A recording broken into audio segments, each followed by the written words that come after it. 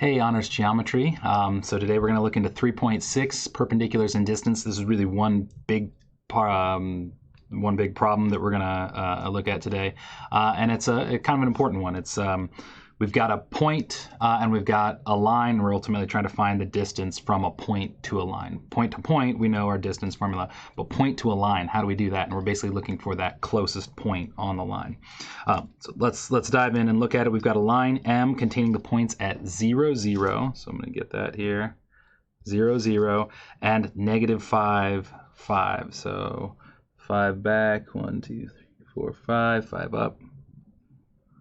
So right there. And so you might be able to, our first step here is to find the equation of that line. And you might be able to just very quickly realize what that equation is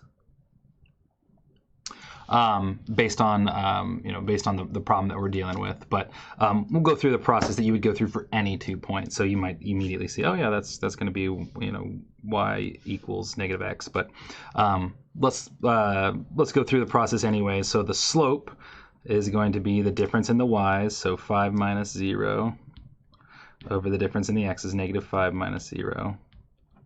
Okay, so that's 5 over negative 5, which is ultimately just negative 1. So negative 1 slope, and so then we could plug in our slope and y-intercept into our slope-intercept form of our equation. So our slope is negative 1 x times x plus b. Our y-intercept, well, we do actually have our y-intercept at 0. We could also plug in a point if we wanted to.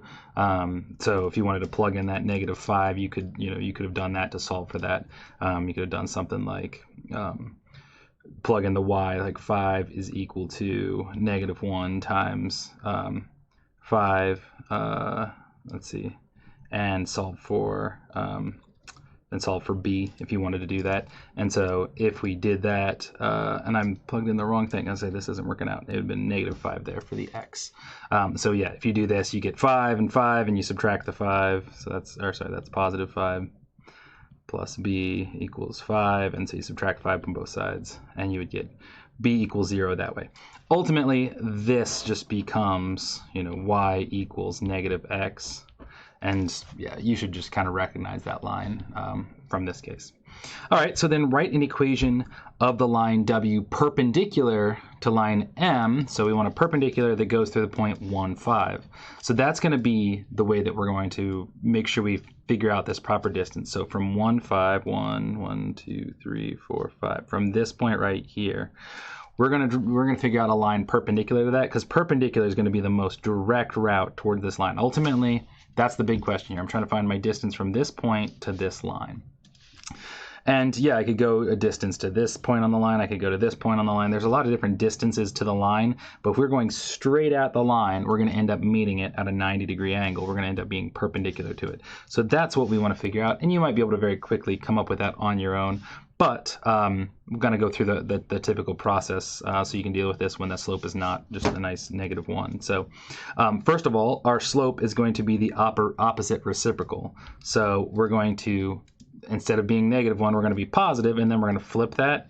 So you could think of it as like the opposite of 1 over negative 1.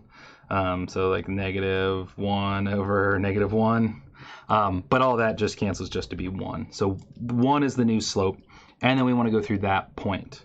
So we can set up and solve an equation. So I got y equals 1x plus b. We can plug in 1 for x and 5 for y. And so we get 5 is equal to 1 times 1 plus b. And ultimately, that's just going to be 5 is equal to 1 plus b. Subtract the 1. We're going to get b is 4. So our final equation is y equals 1x plus 4. We can just write that as x plus 4. And so let's graph that just to kind of look at it. So the y-intercept is up here at 4, 1, 2, 3, 4. The slope is 1. As we see, it does hit that point, and it's going to hit all these points going on up, and then it would go down 1, left 1, going this way. And so we're going to get a line perpendicular to what we got there. And so this is going to be a right angle. So we've got our perpendicular line. Now, ultimately, what we want to do is we want to solve for this distance. Right here, that's the distance that we're interested in.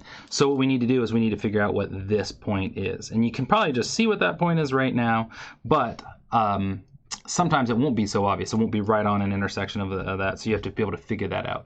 And so in that case, you can solve the system of equations to find that point of intersection. So if I go with my original line, y equals negative x, and then my new equation, y equals x plus 4, we need to solve that system of equations. And so we're ready pretty much for like a real quick substitution. We've got it solved for y. I'm going to just plug negative x in down here. And so we get negative x is equal to x plus 4. All right, that's what we've done here, is just kind of y equals negative x, so substituted in negative x for that y. At this point, we could subtract x from both sides, minus x. To get all of our x's on the same time, I get negative 2x equals 4. And divide by negative 2, and we get negative 2 divided by negative 2, and we get x is 4 over negative 2 is negative 2. All right, that's the x coordinate, and you probably could have seen that. Our x coordinate here is at negative 2. What's our y coordinate? Well, we can plug it back into either of these equations. The easiest one is this one, negative of, and then I'm plugging in x, negative 2. So plugging negative 2 into that equation, and so we get that y is 2. And so the coordinate of that point is negative 2, 2.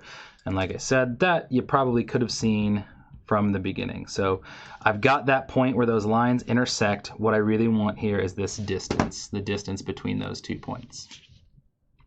And so we can go ahead and follow with distance formula. And so I've got that point at negative 2, 2. I've got this point at 1, 5. We're just going to use this distance formula to wrap this bit up. So 1, 5, and then negative 2, 2. So distance formula, we're going to do the square root of the difference in the x's. So negative 2 minus 1 squared plus the difference in the y's. So the horizontal distance squared with the vertical distance squared. So, and it really doesn't matter the order you subtract them in. I think I just screwed that up. I think I should have done that the other way. If I'm going, no, I think I'm okay. I did x2 minus x1. It really doesn't matter the order you do it in. So yeah, I did y2 minus y1. So it looks good. And then we're going to square that. And so this is going to simplify out. We get negative 2 minus 1 is negative 3. Make sure you keep that in parentheses, squared, and then 2 minus 5 is negative 3 squared. So we get negative 3 squared is 9. So we get the square root of 9 plus 9 for this. And then, so square root of 18. Which we can simplify if we want to leave it in terms of a radical. So we could write that as, we could factor that into square root of 9 times square root of 2 and write that as 3 square root of 2. And again, that's something maybe our algebra teachers would like to see. Or you could just give me the decimal. So this is approximately equal to, if we type in square root of 18, that number right there, 4.24. 24 or 26, you know, something like that. All right, and so that distance, and you can kind of peek up here and see, does that look like about 4.24 units worth of distance? Yeah, so that is, 4.24-ish, that distance from this point to that original line. And that's the goal in these types of problems in 3-6.